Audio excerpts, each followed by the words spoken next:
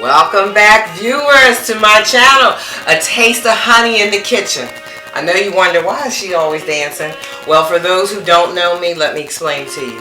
How I cook is I catch my rhythm while I cook my food, right? So my food tastes good because I bebop my way through the kitchen. Woo, to the sweet sounds of jazz. So playing in the background today is a song from my father by Horace Silver. So let's get to what we're here to do today. A few weeks back, I taught a cooking class. It was for couples, and one of the featured recipes was crostinis with a creamy feta spread topped with heirloom tomato vinaigrette. It was a great hit.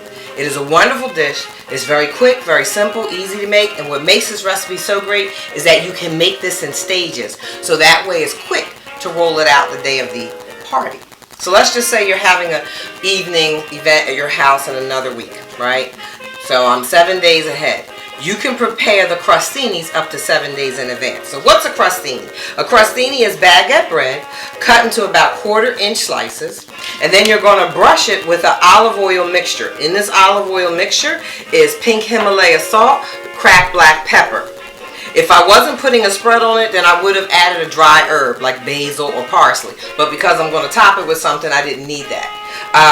And why do I use pink Himalaya salt? Let's do a little ad for that real quick. For those who suffer from high blood pressure but still enjoy the taste of sodium, this is your better choice. Pink Himalaya salt has a mineral in it that makes that sodium more healthier for those with high blood pressure. So check it out. So you'd cut this in a 1/4-inch slice, you'd brush it on both sides, and you put this in on a baking sheet in your oven on 350. You're going to bake it for about 4 minutes on each side. So you're going to flip this over about 4 or 5 minutes. How long you keep it in is up to you. It's depending on what you want the final look of your bread to be. So here's my crostini cooked. I don't like it too dark. Some people want it a little darker on the edges. I like it right here. So here's the cooked version, and here is the bread just brushed with the olive oil. Okay? So we're going to put that to the side. So this right here could be prepared 7 days in advance. As long as you keep it in an airtight container, it's still going to be good the day of the event, right? So you can put this in a Ziploc bag or a plastic container as long as it's airtight. So 7 days in advance. So you're getting that done, right? Now let's move on to the next section. The next section is to create the creamy feta spread. That's simply crumbled feta cheese, 6 ounces, mixed with 2 to 3 ounces of cream cheese. All right, I use Philadelphia cream cheese. You're going to add a couple of tablespoons of fresh squeezed lemon juice. Right, so that's right here. Then we're going to add 1/3 cup of olive oil. And you're going to put this in your food processor, little seasoning, and you're going to blend this up for a good 1 to 2 minutes. And what you ultimately want is for the spread to be nice and smooth and creamy so that you can spread this onto your crostinis very easily. Okay? So while I go and mix this up, check out my clip from the cooking class.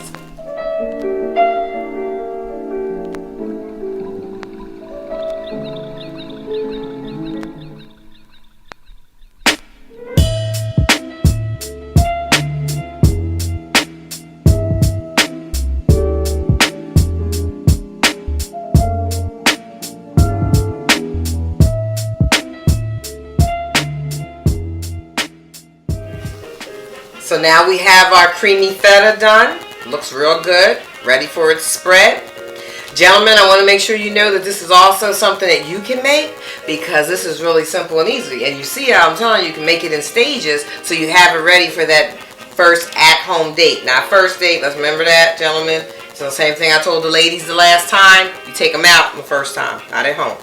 But now we're at your home, gentlemen, and you're going to make this and impress her. You're going to have your wine chilling on ice. You're going to have your candles burning. Very important, gentlemen, to understand. Women, we respond to good smells.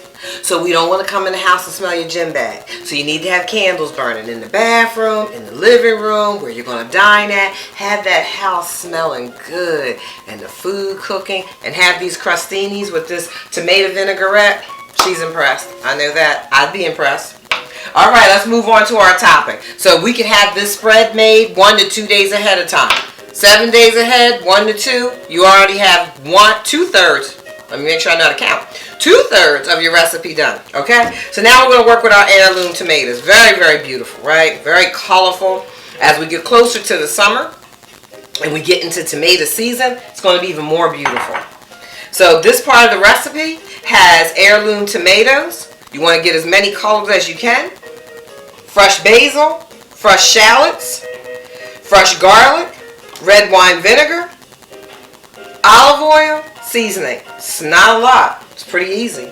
Now, one of the important things I want you to understand when cutting up these tomatoes, the tomatoes need to be the biggest piece in this recipe. You're going to mince up your garlic.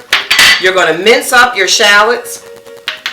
So your tomatoes, you want to leave them a little bigger. So you're going to cut them in half, and then you're going to cut that in half one more time, right? So let's get that where it's easy to cut. So you have 4/4, and then you want to come across and cut those 4/4. Now for me today, I'm working with some pretty small bread. Generally my bread is twice the size of this, but the baguette today at the bakery was a little thin. So bearing that in mind, I have to make sure that my tomatoes are still going to be bite-sized when they go on here, right? So you don't want a half a tomato on there. But my tomato in size is still bigger than that garlic, all right? So let's get to chopping.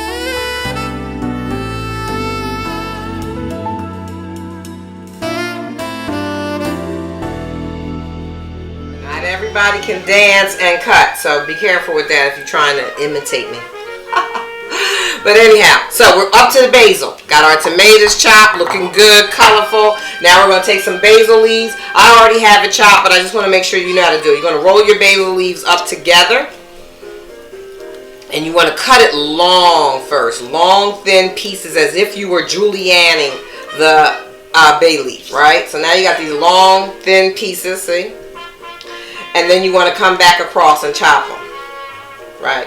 You don't want to put this in your food chopper, not unless you really know how to do it, because it'll turn it into liquid, and that's not what you want. You don't want it to be watery, right? Or watery. See, I'm from Philadelphia, so I say water. That comment there was from my good friend MJ, who always wants to correct me when I say water.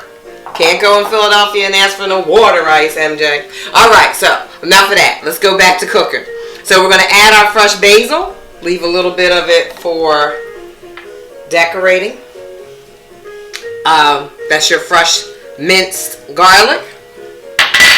Gonna add our minced shallots. Woo! The smells so good. Now once again, I have a big problem. I always cook with garlic. So if this is a date where you're trying to really get close and get a little kissing going on, you might have a problem. Because you might need some mince. So now we're going to add our seasoning. The seasoning is the pink Himalaya salt, a little garlic powder, cracked black pepper. I didn't add a lot because we want to taste it first to make sure what we need, right? Because remember, cheese has some salt in it, and we added a little seasoning to that as we blended it up. So we're going to add our red wine vinegar, and somewhere I have olive oil. Voila, here it is. So we're going to add our olive oil. Let's mix that up. So this is wonderful if you can mix this. Woo, I'm still chopping. We want to mince this, mix. What's wrong with me? You would think I had some wine, but those who know me know I don't drink. So, gonna mix this up. It's best if you can mix it 1 hour prior to serving it. And the reason why is because it lets the flavors work through, right? Because that salt now is working at garlic, shallots, fresh basil. In fact, I don't feel like it has enough basil. So we're going to add some more. And we're going to chop a little bit more to sprinkle on top. Now let's review our recipe before we put it all together, right? So we made our crostinis. This could have been made 1 week ahead of time and stored in an airtight container. Then we made our creamy feta spread. Could have been made up to 1 to 2 days ahead of time, stored in the refrigerator. I didn't think I need to say that, but for those who don't know about food poisoning, let me make sure I say it. And then we made our tomato vinaigrette, best made 1 hour or so before. Not the day before. Remember, the tomatoes will start to compromise because they're in a liquid. They'll start to change their texture, and that integrity of this recipe won't be the same. Let's put it all together. Gentlemen, let me tell you, if I walked in for a date with you, and this is what I walked into, I would be most impressed by you. Put this out on a nice little plate. Plate it up real pretty. Let's make sure we got a red in there. Oh, look at how beautiful that is. That is simply beautiful. All right. Let's make a few of these. Now, let's just say she's lactose intolerant, like myself. So you could skip this part. You could skip putting on the spread. Although the spread makes it delicious. And you want to make sure when you're doing this, you use a slotted spoon. I know what I'm doing, so I'm not using a slotted spoon. For those of you who are not a pro in the kitchen, why would you use a slotted spoon? Because you don't want to put the juice on here because it's going to make it fall apart, right? So you want to eliminate the juice, but you need that juice for the flavoring, right? We got this together? Now, let's just say your young lady or the gentleman you're dating, teeth aren't theirs. And we're looking at some false teeth, folks. We could have left the bread the same, uncooked. I know you're laughing at home right now, but you know I'm telling the truth. You know, sometimes it's a little difficult for them to take that bite. So you could have left the bread soft. See? That's still soft. Very easy to chew. So, same, you could put the spread on it and then the cheese, or you could leave it without the cheese once again. Now, if you have some kind of medicine you can take so that you can enjoy that cheese mixture, I would. Oh, that's beautiful. So that's a soft one. So now you take some of that basil that you chop last, and you want to decorate it on your plate. This basil acts like it doesn't want to come off my fingers. And I just want you to see how pretty that is. Wouldn't that be a beautiful date? Look at that. That's gorgeous. Beautiful. I'm impressed. So that with some wine and some beautiful scented candles, gentlemen, I think you just created crostinis with a creamy feta spread topped with a heirloom tomato vinaigrette. The fact that you tell the girl heirloom tomatoes, she's going to be impressed that you even know about heirloom tomatoes. Some of my best friends are chefs and restaurant owners in the Philadelphia tri-state area. I intend on featuring them on this show, and you'll find that men are the best cooks in the kitchen. Stay tuned. And if you want to have a cooking class with me and you live in this tri-state area, please check out my YouTube channel or hit me up on A Taste of Honey in the Kitchen Facebook page, and we can make it happen. Stay tuned. Look forward to seeing you next time with A Taste of Honey in the Kitchen.